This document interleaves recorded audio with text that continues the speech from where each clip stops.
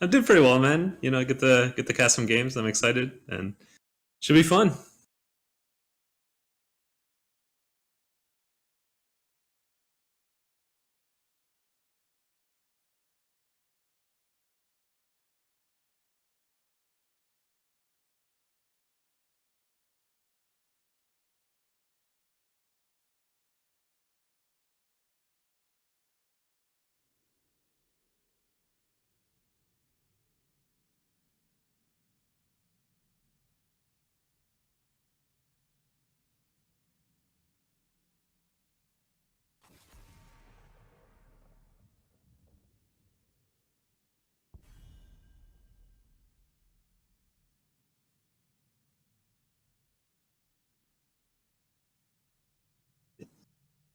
Yeah, it's definitely a strong hero on this map, but it's usually not first banned. You definitely have the opportunity to really control these really tight corridors and terrain that are on this map with those AOE spells that Jaina provides.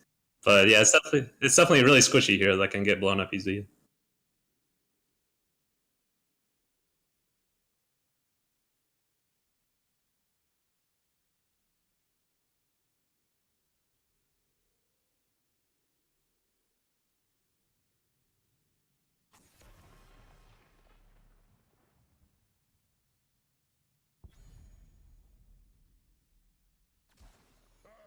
will not be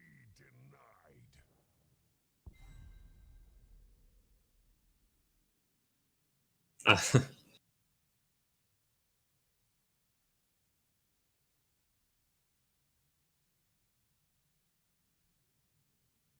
Yeah, yeah, I'm kind of the same, honestly. He just has insane wave clear, just insane and poke cores, slow fights, which can definitely happen on this map as you're trying to capture the Punisher. It's not always just a burst fight. Golan can get so much value with his sustained damage and sustain.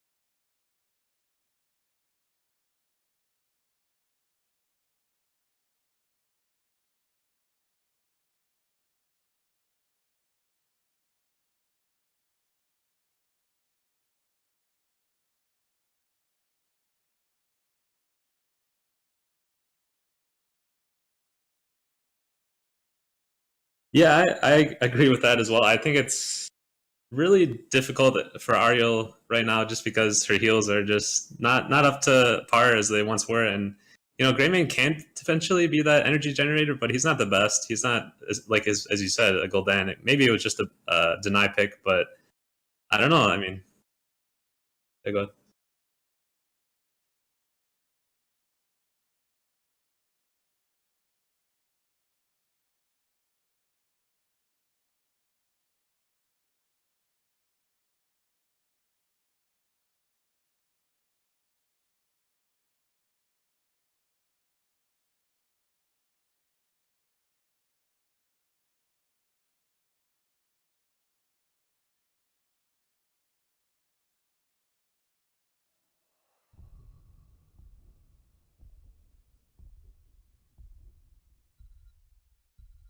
Yeah, I mean, they definitely could take ETC. I think I don't, but I don't know. Arthas does match up pretty well into him in my experience, Yep. at least. Just you can just howling blast that anything he does pretty much. You can howling blast the slide. You can interrupt a lot of his stuff with that, and just and if it's not like a quick blow up from ETC, I think ETC can definitely struggle against that melee slows and just attack speed slows from Arthas. Plus, I think honestly that Arthas is the best in a bruiser spot. I don't think he's. You don't want to take him as solo tank. Yeah, you can't take him as main tank for sure though. And sorry about that, folks. We had a bit of a technical issue. My cord in my mic came a little bit undone. I must have bumped it when I sat down. But we are back, so I haven't been talking, so you've just been talking to yourself there. But that's Yep. fine. So ETC ban and a KT ban. Now, okay, so again, the Jaina ban before the KT ban, maybe that's something they scouted. This draft's a bit weird to me. Yeah, I mean, I do don't love think Stukov Arthas. I do want to say that Stukov Arthas is really, really good. Yeah, a lot of and with persistency. Gul'dan, I'm really liking the draft out of Pandulce. Yeah, it's a lot of. I mean, they're going to play really slow though. That's the thing. If potentially Onslaught goes into like a burst heavy comp that can just bust through like somebody, I think they could maybe win. But that's just those three. Well, three heroes as is you insane. say it, here comes Diablo, and he's a guy who likes busting through a little bit. And then there's the Vala, so there's the battery. Now Arthas is pretty good into Vala. He can take the block at level 1 and really just be a hassle for both Vala and Greymane. And then there's the Diablo, so that's a good setup. They need to obviously pair this with a solo laner, I think, unless they want to have Greymane solo lane, and then they could maybe try a second support, but I don't think they're going that direction. Joanna Alarak. So a very, very big front line. And the Alarak to potentially combo off with, you could have Arthas land a root, followed by Joanna Condemn into Alarak throwing out his combo and get quite a bit done. Yeah, I mean, it's all about the Alarak here. I think if his positioning is on point, then and his combos are on point, I think Pandulce has a really strong draft, but he's definitely the weak link in terms of positioning, like positionally here. If he can very easily die, so he definitely needs to take Counter Strike, and he's going to be the linchpin of this comp, I think. Yeah, it's going to be interesting to see. I mean, because of the Arthas, Greymane can solo lane because he's not going to, and Alarak, he can deal with those provided he plays safe. So you could see a second support. I doubt we'll see it. Oh, no, we do. Okay, there's Brightwing. So they're going for that global heavy playstyle, maybe? I actually, you know what? That Brightwing pick changes. I really like this draft now. I think they're going to struggle into the poke potential, but I like the draft in a vacuum. Against the other team, I do think Pandulce has a better draft, but we'll have to see. As we jump here into the map loading screen, but the reason I like Brightwing gives you a pseudo solo laner who can actually solo lane, and then global down. Globals are very powerful on this map. It's not a huge map. It's certainly not as big as, say, Cursed Hollow or Warhead Junction, but it's big. Also, you have the Peekaboo, which can give you vision, and that vision can allow Greymane to charge over a wall using his Q to get a very hard engage onto someone with Greymane. Now... Sure. And then you have the extra support, the sustained support to go with the burst support out of Ariel. But we'll jump into the map here. I'll go ahead and introduce Onslaught. Onslaught going to be led by Chechen, going to be on Greymane. The Vincho going to be on Diablo. Non-Tech going to be on that Vala. Zeus on Ariel, and Malistar. I almost said Malistar, but it's Malistar on the Brightwing. Go ahead and introduce Pandulce for us. Yeah, on the right, we have Pandulce on the Alarak, Pharos on the Johanna, Surfister on the Arthas, Father of Three on the Gul'dan, and 2Js on the Stukov. Looking at it, we are seeing Greymane go with that corruption build. Makes all the sense in the world. You're mostly only going to see Diablo up in the front a lot of the time until Greymane's going in for the kill. Alarak going for that reduced cooldown. Going to try to combo up Laws of Hope, Root Talents from Arthas, and the big lurking arm out of Stukov. On the other side, looking like a cocktail build. Of course, we have Devil's Due, which is just absolutely fantastic on this map when you can just drop to the lane and get, half your health healed up. We are seeing a Swift Sweep, so a little bit of a safer build out of Ariel rather than something like Razor Assault. And Brightwing, or should I say Bribewing, going with the Pixie Charm. Yeah, for sure. It's definitely something that can give value on this map. There's plenty of camps, and I think they could maybe even play like a pushing playstyle with Ariel, Vala, Greymane, and then Brightwing to soak the lanes, potentially. They just have really strong siegers on structures that might just run over Pandulce. Yeah, and it looks like we have Greymane and Brightwing up in the top for now, as we actually have, Gonna pause. Okay, I'm just letting... So it's the captain's responsibility to pause when there is a, when there's a DC. So the casters don't want to, pause. It's happened before where a caster has paused because they saw someone drop who didn't actually drop in a team fight.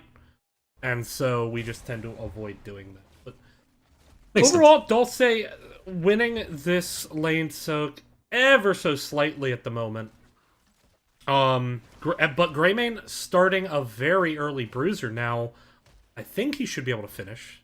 Yeah, and that's definitely something that Onslaught has the advantage in. They have Brightwing, as you said, with Bribe, and they have Greymane. He actually didn't finish that, as you said, but they definitely have the ability to take camps much more easily than Pandulce does. Stukov getting caught out. There's the charge into the whip.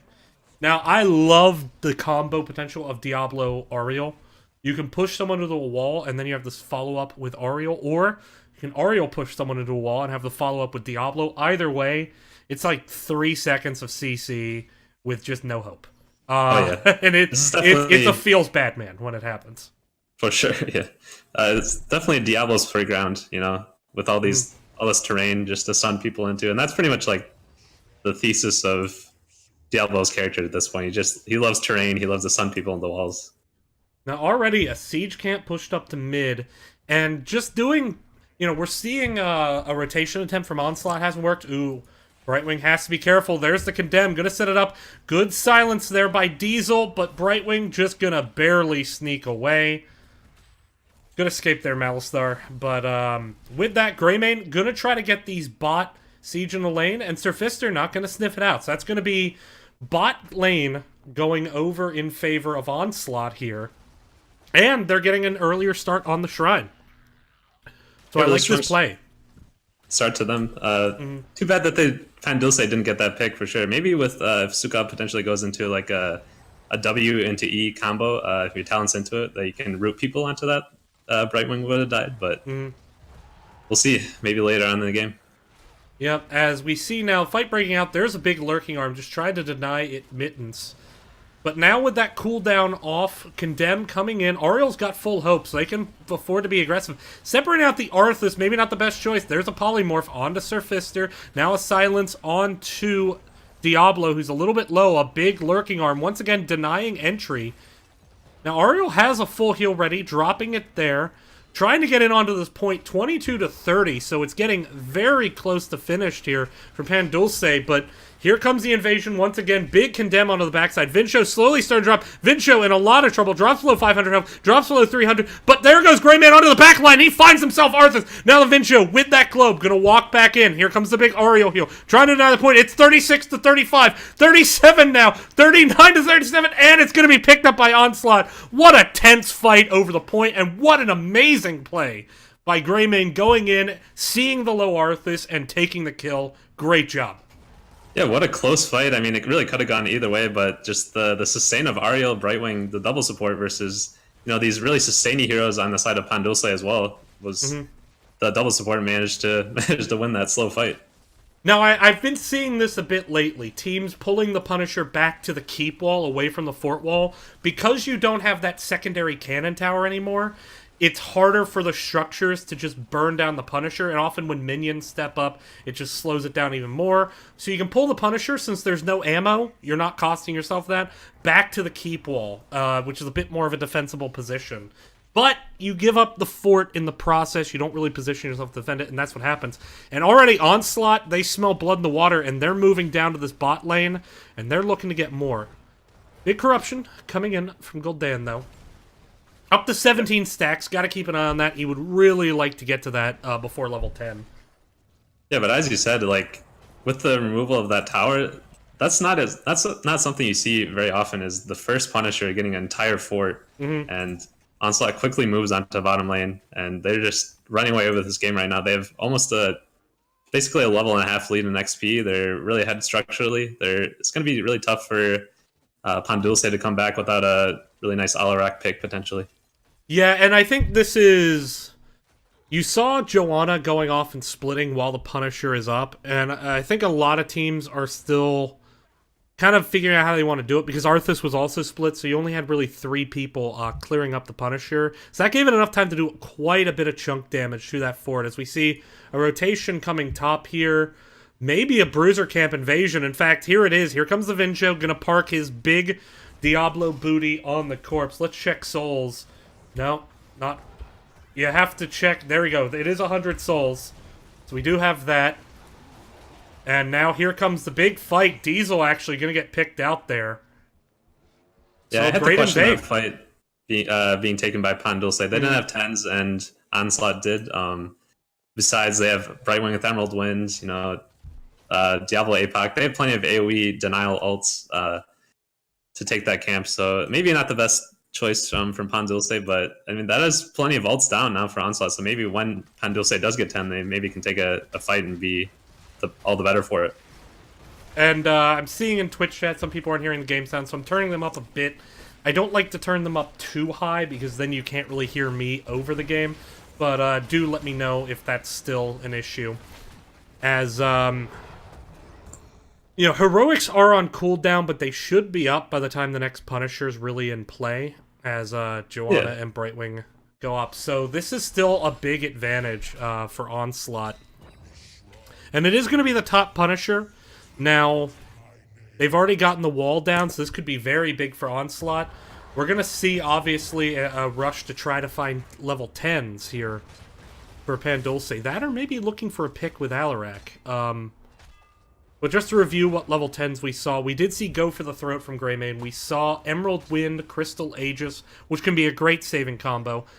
Seeing the Strafe out of Vala, now that could be risky into how many interrupts are on the side of Dulce. Yeah, they even have AoE interrupts with Johanna Condemn, even Falling Sword coming out here. Yeah. Lurking Arm from Stukov, you know, Lurking Horrify. Arm. Deadly Charge was the pick from Alarak rather than Counter-Strike. Yeah, I'm pretty surprised about that, because there's not that much room to run around, kind of like you might with Deadly Charge, and he's really vulnerable target on the side of Dulce. And actually, we're seeing Greymane just still soaking. We're seeing Brightwing pushing in onto this fort with a Khazra camp, and so it seems like Onslaught, this is fine. They don't want to fight this. They're going to try to get 13s first, as well as just, okay, well, worst case we lose a fort top, but we're going to get a fort bottom on the way. And in fact, this is forcing a rotation of Arthas, Stukov, and Alarak, who are not going to be pushing with an Arcane Punisher, trying to get onto this Greymane Brightwing, who now steal another camp. So very interesting macro play from Onslaught, and I think it could work out very well for them. Yeah, I think this definitely was the right play, because they, like we said before, they definitely had this off-lane capabilities, and they're just able to just bully down these other lanes. And you know, there always is the possibility for the Punisher to, like, it's kind of like a 6th hero almost. It's not even like a really more of a pushing objective, like maybe like Battlefield of Eternity. It's more like a 6th hero, and you can just get like snowbally kills off the CC of the Punisher. But if you don't have all 5 people there, then that's not really the case, and they had to clear up their lanes. And Diablo serving as a ward, as Greymane Vala just going to move in on and take some chunk damage out of this fort. But Brightwing... Here we saw that pick. Yep. Yeah. Coming out from Alarak, they're able to get exactly what they needed right now. They're able to grab back some of that XP and maybe finally get within striking distance of the same talent tier. And actually, here comes Arthas. Could set up a good route to allow an initiation. Only manages to collect Diablo, not getting into any of the squishier targets, but Vincho looks like he volunteers as tribute. Now charging, trying to run through the Stukov silence. Here comes the Falling Sword, trying to secure a kill. A great Aegis going to save from the Falling Sword. Looks like Horrify was missed there. Now Vincho dropping a big APOC. Hits 4 Emerald Wind, separating out Alarak. Diesel gonna drop. Greymane getting some chunk damage in the backline. Gonna escape. What an amazing turnaround there by Onslaught. And they're gonna walk up and take this fort. And they're setting themselves up very, very well heading into the next Shrine phase. Yeah, Dulce, I think they maybe could have just gone on Diablo. I think they hesitated a little bit to engage on the tank, but he was really, really isolated. He doesn't have much mobility aside from like a lucky Shadow Charge, which he did use, but I think they maybe could have engaged on him a little earlier. And it was a really nice flank that Arthas started with. They just didn't fully commit to it. And I love me some Brightwing bombs. And when it works Yeah. very well. And that time, Alarak did not like where he ended up after that Brightwing Bomb. As now, looks like they're going to rotate down, grab this bot siege, and they're actually, no, they could just push up and take the fort even without the siege camp. So just the macro control that they're getting from these, you know, little team fight victories is just paying huge dividends now. And the Vin Show abusing that Devil's Due, soaking tower damage, and then, ooh, stepping into Arthas there. But yeah, really good talent value there, because now he's full health, didn't have to blow a tap or anything. Yeah, that talent's really balanced. That should definitely be in the game. He should have all that sustain. No, I'm just kidding. But There we go. it's pretty strong talent. Just synergizes really well with Ariel as well. They don't really always need to heal Diablo because they'll have a globe. And, Right. and this is a pretty globe heavy map as well. They can easily get globes most of the time. And we are seeing Brightwing gonna go ahead, and she bribed 2 and gonna kill the dog. Have the Z up to be able to come in here. Could be another Brightwing bomb, and a very timid approach here by Pan Dulce. Now, this is a situation where I think they need to be a bit aggressive. Yeah, totally but they're agree. starting to camp. Yeah, they and really this is- want to pretty much just run at them, I think. I don't think it matters, like, what Yeah, the they're position buying is. time for Brightwing to find 16 here, it seems like. And she's actually going to do it pretty quickly at this rate. Now they're stepping onto the shrine, getting some minions. Father of 3 a little bit forward on that Gul'dan. Yeah, man, they have like a really solid front line. They should really engage. I mean, obviously it's not the best engaged Arthas or Johanna, but Yeah, they're both being pretty very weak timid, engaged, but here comes the Brightwing bomb. A little bit early, or a little bit late on the dive, but still a huge Emerald win. Falling Sword gonna help Johanna escape for the time being, but Greymane was all over Gul'dan there. And now Stukov trying to run away with Arthas and Johanna. Diablo still chasing, not letting them get away for free, but this will be a Mortar Punisher. And actually, are they... They do get Stukov! What a great charge into the very corner pixel of that fort wreckage. Yeah, And that this was is really gonna be- close. But meanwhile, this camp is just annihilating top lane. It's probably one of the strongest camps in the game. It's something that not only Pan Dulce has to deal with, but it's going to get some structure value as well. And if they engaged quick enough to fort Brightwing off of that Bruiser camp, that wouldn't have happened. The siege camp that they grabbed did nothing. And now all it's doing is it's, okay, well, let's push up to the wall before we even get the Punisher. Let's get another camp. You know, now we'll just go in, we'll steal one more minion to start the phase. At this point, they're stalling, and I would actually like them to have started it, because now that siege camp's going to get cleared up before the Punisher can push. But here we go. Mortar Punisher in the bot lane. A little bit of a weakened wall. Should be able to fall quickly. Diablo thinking about an engage? Now just acting as a ward. Yeah, he's just trying to make sure that there's no flank situation coming in from Pan Dulce, because I think they honestly might want to just fight past the Punisher, because this is a really dangerous situation. Like, the wall's already almost down. The Punisher is just going to leap on somebody. If Diablo can follow that up, they might be losing some people and maybe even the game. Yeah, but they are also into level 16, so this is risky, and there's no way for them to get 16. And that's the big spike for Gul'dan. Now, there's a big silence, but a cleanse onto Vincho. Punisher being baited towards the core and the mid keep. Good damage onto it. Now a lurking arm trying to prevent people from pushing with the Punisher. Punisher, though, now hitting a two-man stun. There's a falling sword trying to force a disengage, and they do it. And they get the Punisher down. They only lose a keep, but that could have been a lot worse. Yeah, they played safely behind their wall, and it worked out for them. They didn't really like give up any positional disadvantages to Onslaught there, and they were able to. I mean, obviously it's bad losing a keep, but you could have lost the game there if the Punisher and Diablo had engaged there, I think. And actually, both teams now heading straight for this Bruiser camp. Brightwing coming in big, horrified. There's the Crystal Aegis, but the Brightwing bomb pays off. Gul'dan gonna be the first to drop, and now once again, Pan Dulce having to disengage. Once again, taking a fight into 16 over a Merc camp. Same Merc camp they took a fight 8 into 10 over earlier in the game, so gotta correct those mistakes. You know, they need Gul'dan up post 16 to be able to win. They need that Ruinous Affliction. Let's see if they can adapt as now we see the Siege camp picked up. So they did get a little bit of value on the top lane and mid lane just because they had previously pushed in their lanes quite a bit, Pandulce. But yeah, that thing I definitely agree that wasn't the correct play. I mean, that camp isn't going to win the game for Onslaught. Maybe just wait for 16 since you're so close, and there's nothing that Onslaught can do to finish the game potentially if you just play safe. Yep, and Brightwing hanging around this bruiser camp did have the bribe and bribed out the summoner, so could be setting up. And now a rotation coming in as Pandulce not looking for the fight, even though they have 16s, and they have to look for it soon. They really only have a 1-level window before those big 20s come in.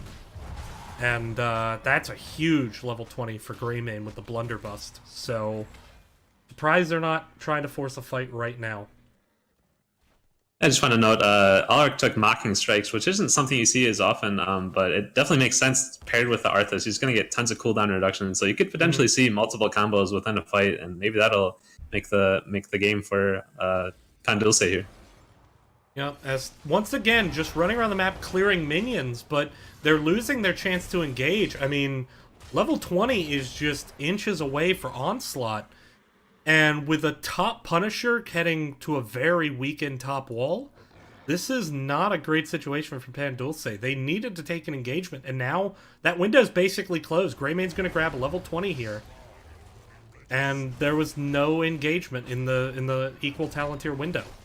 Yeah, I think I definitely agree that they should have taken engage. The thing is that they have such weak engage unless they get like a lucky with Alaric combo. You have an Arthas.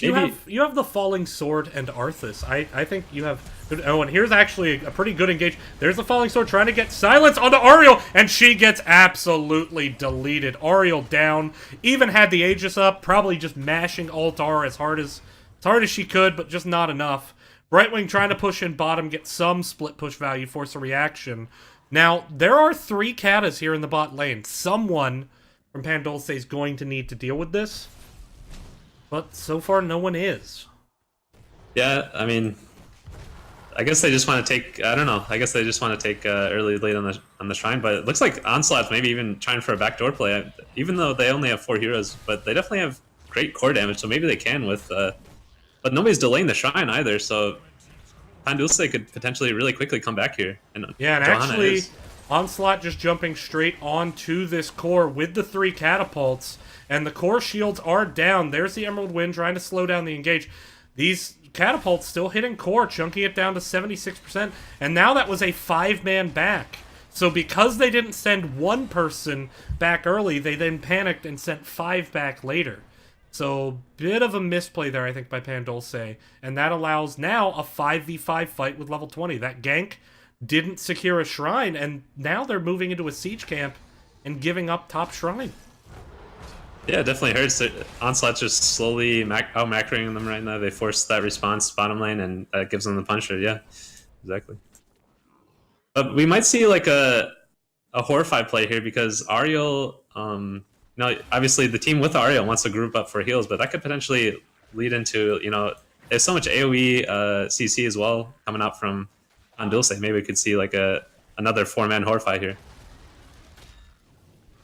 Maybe, as Big corruption coming in, Falling Sword trying to separate out the teams, but there's a big APOC going to stun. Arthas goes down, horrified into the back line, but that time the self-Aegis kicks. Ariel still alive, even though she was the engaged target. There's the Hellgate trying to gets a stun onto Stukov as he's using Flailing Spike. Diesel's very low. Vala on the chase, gonna secure the kill. Now turning on, getting Stukov. Brightwing trying to help secure this kill onto Gul'dan. Meanwhile, Pharaoh's getting chased by Diablo. This could be a 5-man wipe, and this could be absolutely devastating. There is a 2 catapults on the core.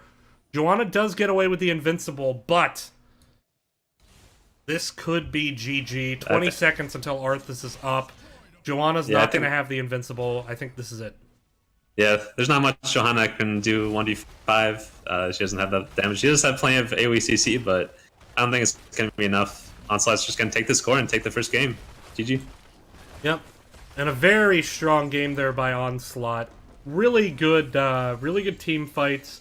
Really good aggression. I think Pandulce, in situations where they could have taken fights, they didn't, and so then they had to take fights in situations where they couldn't. And ultimately, you know, yeah, they lost team fights, but they really got killed in the macro. But hopefully they'll come back Oh, yeah. stronger on map number 2. Yeah, absolutely. The global really, Brightwing isn't a Dahaka necessarily. It's not as good as like a split push from that hero, or like maybe even like a false stab, but they definitely got plenty of good use out of it, and they just ran down the structures and opposite lanes while they kind of played with Dulce on the shrine. Yeah, just a strong game. Well, Onslaught now 3-0 in games that are played, even though as I said before, they had that loss. But we're gonna get set up for game number 2 on Battlefield of Eternity. So we will be right back. Give us just one.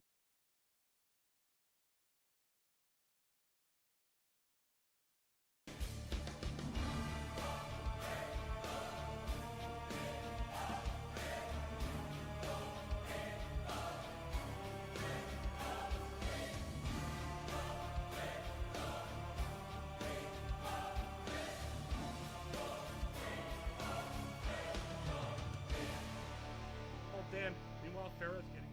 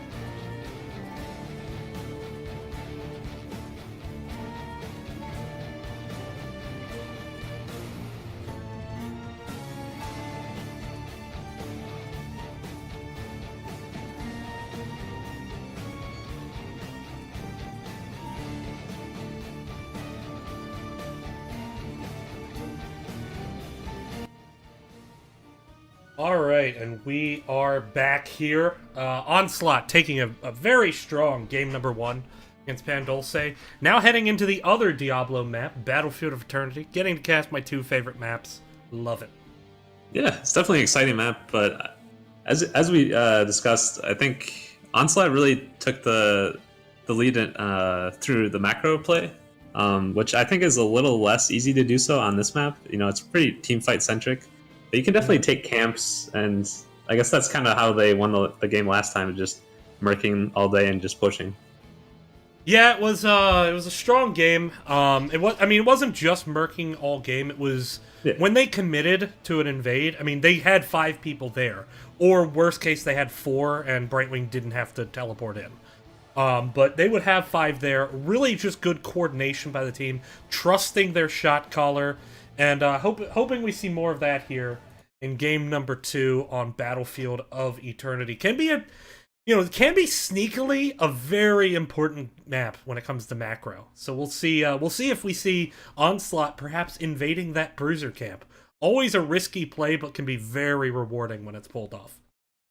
For sure. You do kind of put yourself at, as you said, at risk, because like the angles of evading the other team's camp is just it's really dangerous for your backline. I think, at least we see the first ban Sonya. I think it's strong, it's solid, as well as the first ban Greymane, but I don't know if you always ban the melee first, just because it's so easily counterable if the other team picks it early. Yeah, and with the Greymane ban, now you can pick up the Vala, and you can really have a strong edge in the burn. Although Hanzo's actually been pretty popular on this map of late. Oh yeah, you just go to W build and you just shred the Immortal. W build, but also that Auto vision on this map is essential. And that vision arrow, which is non-destructible, is just huge on team fights on this map. Vision I totally agree. is very, it's like a very really powerful. Yeah, go ahead. Yeah, it's really underrated part of his kit, I think. I mean, like compared to Lunara's Wisp, and as you said, it's indestructible compared to Lunara's Wisp, which is destructible. You know, it's huge AOE, and you can even mark people with it, so it'll travel with the opposing team. Now, Vala first pick, not surprising at all. With Greymane banned, not shocking. And let's be honest, Onslaught used Vala to, we'll call it moderate effect in the last game. But Stukov Varian, it can be good on this map with the silence. Varian can be good, but neither of those are, in my opinion, high enough priority to warrant picks this early. Maybe Stukov, but Varian surprises me. He's kind of fallen off a bit because you don't have a tank with him until 10. Yeah, I totally agree. Go ahead. Because you, I don't think you necessarily need hypermobile heroes like Tracer Genji, but those can work as well. But you don't really want completely immobile heroes as much on this map, just because there's so much room to chase. And say if you lose like one person, you might lose the rest of your team if they're really immobile. And I love the so this is one of the maps I still like Sylvanas on, or not Sylvanas, Ariel on, because she can whip people into the wall, and really because they're fighting in such tight space, she doesn't really need a hyper carry to generate her own hope reliably, which is good because Vala's not going to be going multi-shot build most likely, going to be going in that Monster Hunter build to burn down the Immortal. But love that ban by Pandolce. They had no answers for Diablo in the last game, and banning out, getting rid of it, don't want to deal with that double whip combo, Ariel Diablo again. Yeah, and they kind of like picked into the Varian, like they picked against the Varian well because of the Sylvanas. Varian's so weak early game without his ultimate, and Sylvanas just annihilates structured early game. He can just snowball a lead and to victory that way. So I'm showing my face now because I am utterly confused and hoping I can get another emote out of this. Show my face too. No, I'm just kidding. Look at how baffled you look. I mean, you're so confused. It's like you've just. Actually, I'm not joking. That picture kind of has a confused look on its face. Yeah, that's kind of what I meant. I was like, it's kind of like a PogChamp, like I don't know, something like that. But I don't know. Gul'dan ban on Battlefield of Eternity. Of I'm surprised by that. I mean, I guess the Horrify almost enabled some kills at some points in the last fight, but Gul'dan, this is not his. This is like, he's not the mage you pick on this map. Hey, you know what mage you pick on this map? Just purely hypothetically speaking, could it be Li Ming, perhaps?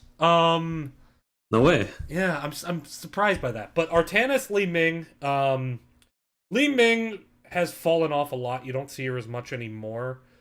But Artanis, you pretty much only see on one map. But both of them are actually pretty good on this map. A lot of immort damage.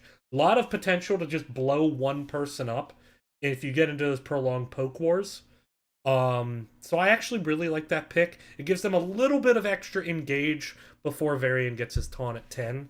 They're still going to need to get post 10 to have a very effective comp with what they have right now. But I like the direction they're going.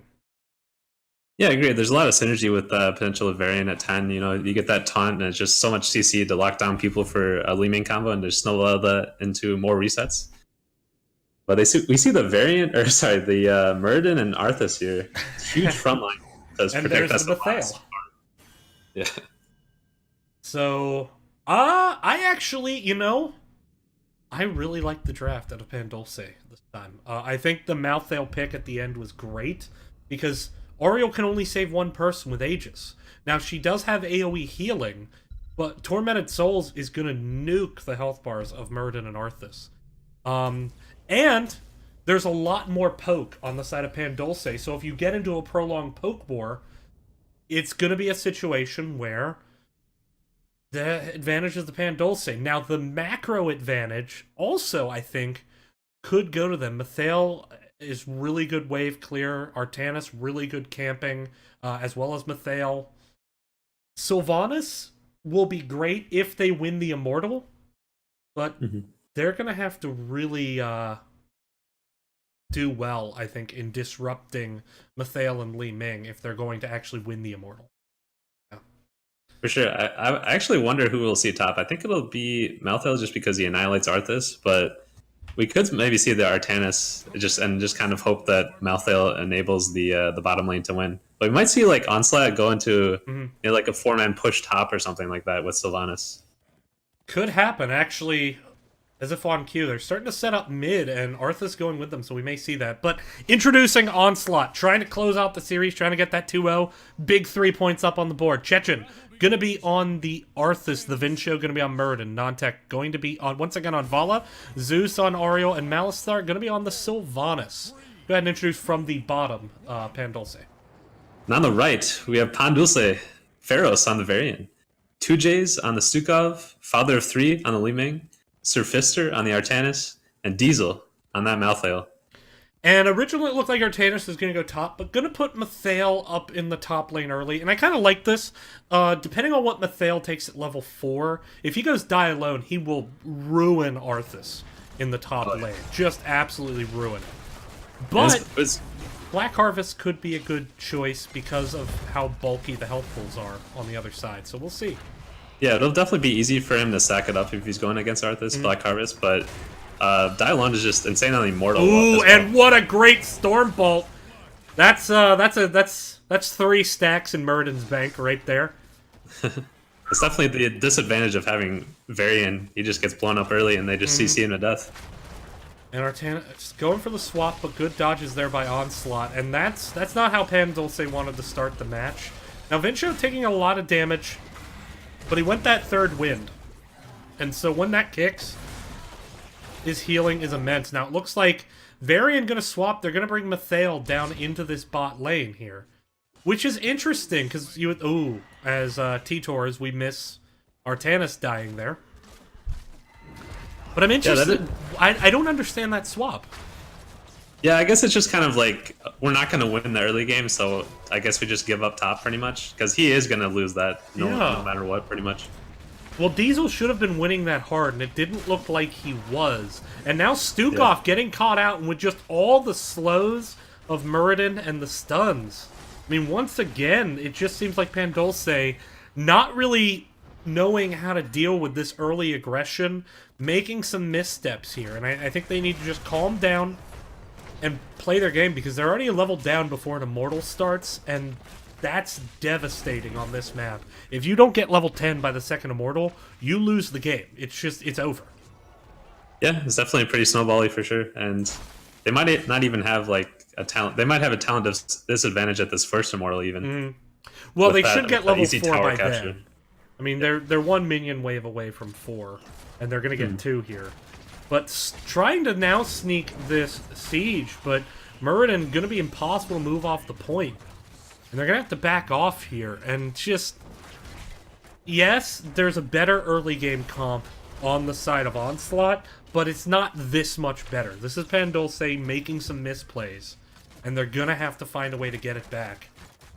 They just have such an immobile team that's really vulnerable to CC, so Muradin's going to get a lot of value from Stormbolts, as we've seen. Now, Stukov going Vigorous Reuptake. I really don't like that choice on this map. This is an early game map, and Vigorous Reuptake is a very late game talent. And yeah, for sure. Pandulce hasn't even rotated towards their Immortal yet. It looks like they're going to finish clearing a minion and Merc Wave, but they just lost 50% for nothing. I mean, wow. Onslaught in a very good position here. That really hurts against Sylvanas. They'll probably get like a 75% Immortal, depending on how this plays out. Yeah, and now trying to get the swap, a miss swap there by Artanis. This could be almost a 100% Immortal coming with a Sylvanas. And this does not bode well. They do manage to push off Onslaught for the time being, but there's no way they can sustain this defense long term. And already, Onslaught just poking in. Vincio gonna take some damage, so his third wind's still not kicking. Maybe wants to sit back and wait for it to kick. There's a swap, trying to get onto Arthas. Now Arthas getting a silence there. Good silence follow-up, but now Diesel low. Gonna have to walk away. Diesel was below 60 health. Extraordinarily low there. But the poke war, you know, it's working in favor of Pandulce for now, but they're not getting any Immortal damage done in the process. And so for all of that stalling, they got no value. And, with that, ooh, Li Ming needs to be careful. Okay, she does get away. But this 1-inch hearth. Yeah. This is not a good situation for Pandulce, as now Varian, a little bit forward, has the protected, gonna get rooted, but does manage to get away. But you have a 5-man push, I mean, with a full shielded Immortal, and I love this aggressive decision by Onslaught. We don't need no stinking soak. They could get keep wall or more with this if they get a couple kills. Yeah, I don't even know what Pandulce could do at this point. They don't have the CC without Varian at 10, and they just kind of have to slowly lose the game until that point, I think. Yeah, and this is not really the map for ignoring the early game. Li Ming doing a good job poking, keeping Arthas low. There comes Burden, diving in the backline, Stormbolt on the Pharaohs. Pharaohs down to about half health. Hungering Arrow is just demolishing Diesel's health pool, trying to spread the healing, but there's a root on the Variant, has to protect. Is he going to get behind the wall? He does not manage to get behind the wall, and the Immortal only just now losing its shield, already on the keep wall. There's a death, and Artanis rotating up on foot, not using the Hearthstone, which is interesting. Ooh, and Diesel now getting targeted. There's a silence, so they can chase right underneath this fort.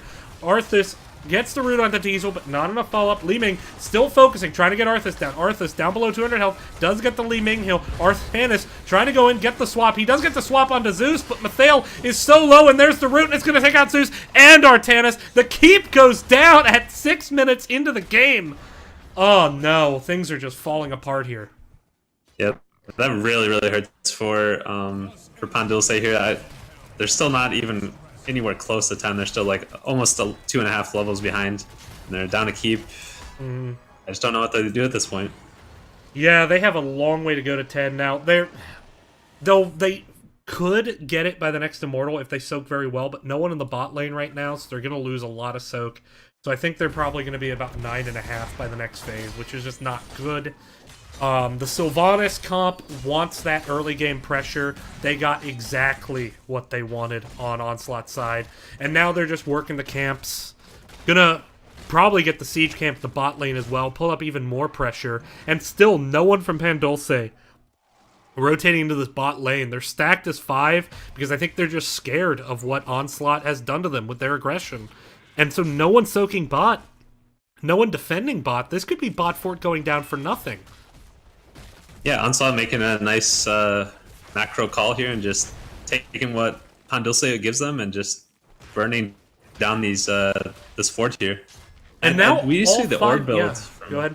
From Li Ming here. I have to question that a little bit just because of the sustain that Ario provides. It's not going to really do too much against this. Ooh, and a mind control. There's the Storm Bolt, followed up with the Rain of Vengeance, but Diesel still pretty healthy. Level 10s were picked up. We'd see Avatar, Vincio, could pop it if he gets in trouble. Does have the Crystal Aegis as well for the offensive. It is Rain of Vengeance. Sylvanas went Mind Control rather than Wailing Arrow. Seems almost like a BM at this point. Arthas has not picked his talent. I can't imagine you go Syndragosa with a Sylvanas on the team. But they're going to push in. Vincio still a bit low. Chechen up front. They're not even looking at this Immortal. They just want to abuse the level 10s. Big root comes in. Chechen, though, starting to get a bit low. Does pick Army of the Dead now and blows it. Starting to heal himself up to push in this engage. Artanis going for a swap. Doesn't manage to get it. There goes Mathael with the E onto the backline, but Diesel is so low now. Going to drop to the... No! RNGesus favors Mathael and he gets away, but Varian not going to be able to protect long enough. Down goes Artanis, and that's a keep taken just by brute force. Oh my goodness. And Onslaught showing no restraint, just moves straight onto this core, and they may get it with as much burn as they have. It's a risky call. Let's see if it works.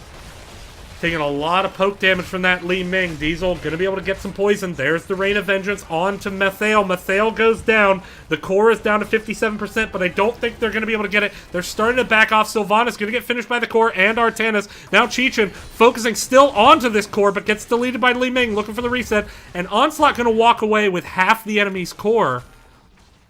I think they could have gone back and gotten basically a 100% Immortal if they left as soon as the keep died. Still, yeah, I agree. Level it definitely is a nice thing to have. You know, 52% on the core. There's always potential for a backdoor now, but yeah, they definitely could have backed up.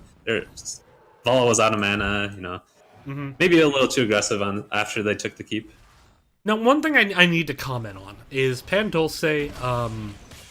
I don't know what they were doing with their macro in between the first and second Immortal, but it seemed like every decision was a bad one. And that sounds mean, but the reason I have to say that is they only got to level 8.5 or 8 3/4 rather than 9.5, and it's because they always had one lane they weren't soaking at least.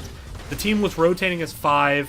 No one was soaking a lane. When they needed to come down to defend bot fort, they all came down as 5. But here comes a big fight. Silence into the Tormented Souls, trying to get onto Arthas, but he's self-sustaining extremely well with that Army of the Dead. The Immortal does go down, so Dulce actually gonna get the silence, but they lose Mathael there, and the chase is on. Vincio just slowing down this retreat. Down goes Artanis. Down goes Varian. And even though it's an Immortal for Dulce, that may be game for Onslaught. Yeah, Dulce is definitely coming up really quickly here. They could potentially defend this, especially with Li Ming on defense. You know, could get resets, but the core is so low right now. Yeah, the core is very low. Here comes Li Ming on the defense. Silence trying to hit, trying to go in onto their picking Ariel there, but once again, Mathael going to go down, getting focused out, trying to separate out Sylvanas, but the core does drop. Two pretty dominant wins, I would say, for Onslaught there. Yeah, you just saw this slow, like, heavy frontline comp with, like, Arthas and just slowing all those melees, like, immobile melees on the side of Dulce, and Ariel just healing everybody up with the energy generated by Vala, and they were just able to slowly just take one person down on Dulce and then just move on to the rest, slowing them all over this huge map. Yeah, overall, just both games really convinced me Onslaught was the better team, and they won today. So we're gonna see if we can get a couple members of Onslaught into our Discord for a post-game interview. So we'll be right back as we set that up. Stay tuned.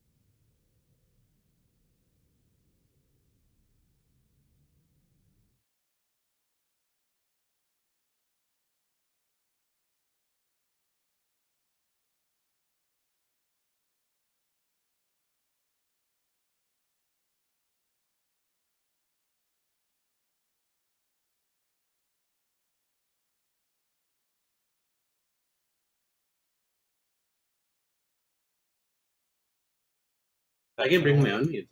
I'm a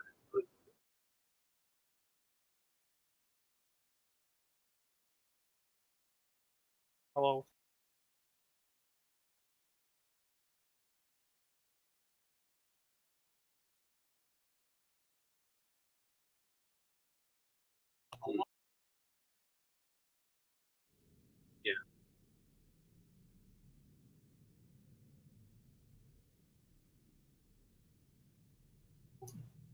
Zeus first. 10 out of 10. It was pretty good. Pretty good. My team was super good. We really had some good plays. We really had some good feels. Shot calling from Yeah, the shot there. shot calling from Vin was 10 out of 10. It felt like we were on point. Couple parts where it was kind of like, but again, everyone's learning, everyone's doing things.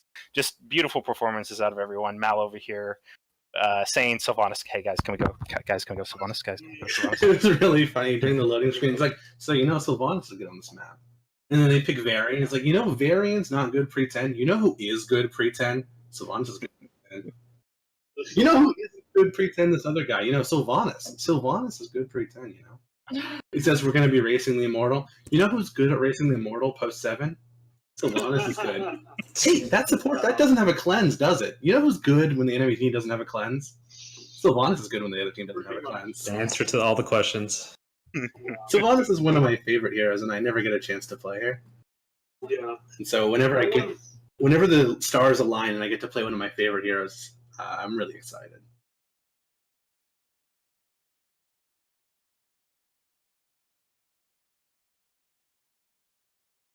Before the now.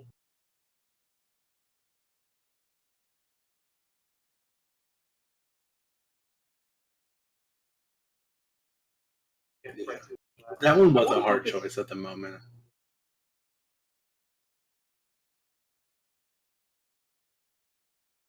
One, we Yeah. saw the bright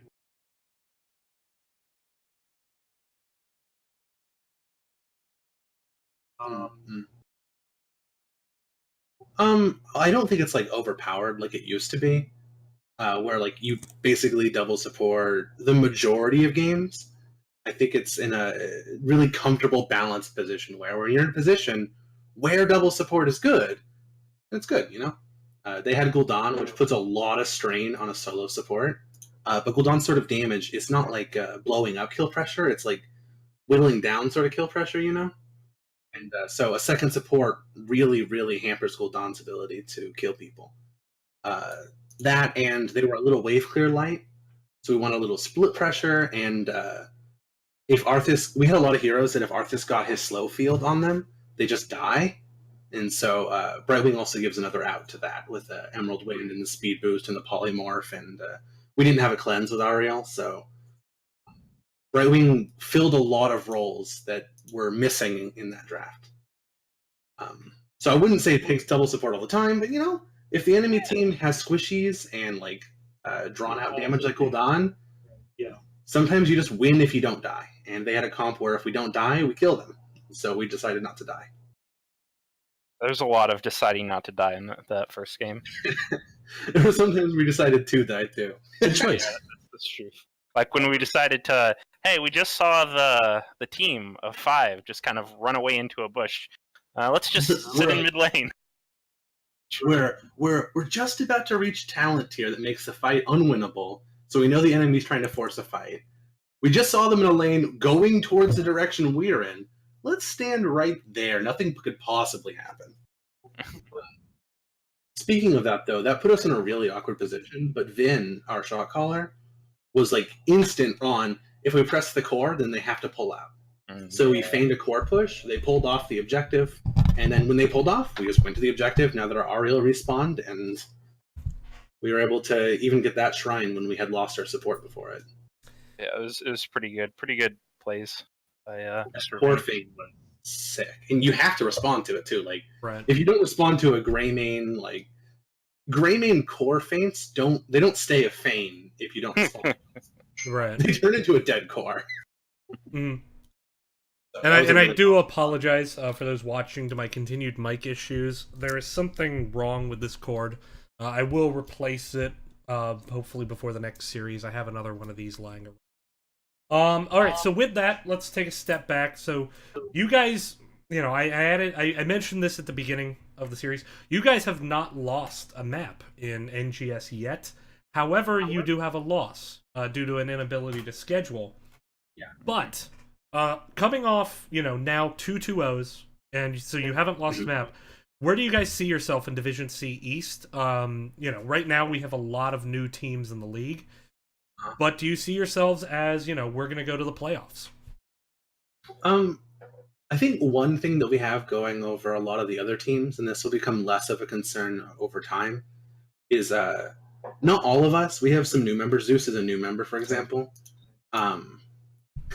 This is a new member, but the core of us, the Vin Show, myself, and Nontek, and to a strong but less extent, Chet, has spent a lot of time us 3 playing. So we really understand like each other's communicate. There's some really good synergy between the core of those 3 players. And a lot of the teams you see have really strong individual players, but they don't have the practice working as a team as much as those 3 people do. Right. And as the season goes on and they get more experience working as a team, that particular advantage that we have won't be as pronounced because it'll be a lot more common. All right. Whereas at the beginning of the season, a lot of people don't have practice with each other. Well, with that, thanks for kicking off this triple header. Great win, guys. Best of luck this season. Thank you. Well, actually, before you go, do you have any questions on Mocrates? I guess just maybe like game 2 your draft. Did you like plan before to go into this like Sustainy, Vala, Ariel, Arthas, just like kind of slow, just beat their heads against the wall, slowly play style, even on Battlefield or Journey, which is more team fight heavy and maybe like burst heavy sometimes? When Vin the shot caller says, I know I want to pick Muradin, and then kind of like ... it felt like on the fly, but it was a really good for that situation. It was a very There were short some- call. There were some things that we were very leaning towards. I teased about the wanting Sylvanas, but Vin was on the same page. He wanted the Sylvanas too. I just like teasing about her. So we knew that. We knew we wanted an Immortal Racer because we have to win the first Immortal for Sylvanas to be good. So because there was Varian and one other hero who are Malthael. Varian and Malthael are a lot weaker without their heroic choices. And so we really wanted to make sure that we could win the first objective. Arthas helps us peel because they have a lot of dive. With a tank and an Artanis and a Malthael, his slow is really good there. Right. And he's really good early game. And so we just picked a selection of synergistic heroes that could kill an Immortal, control space, and are better pre-10 than they are, so we can try to, air quotes, win the game before they get 10. Not kill their core before they get 10, but when you've lost a game, like Right. No, before the exactly. core dies, Yeah, we it needed was. to get to It that was. position before they had heroics. It was a very strong start to the game. With that, we're gonna have to end it there. Thank Again, you. best of luck, and for those watching, stay tuned because we're not done yet. We still got 2 games. The next game coming up is going to be Average Joe's looking for their first win against Something Heroic. So stay tuned for that. Sticking with Division C East, this is the Nexus Gaming Series. We will see you soon.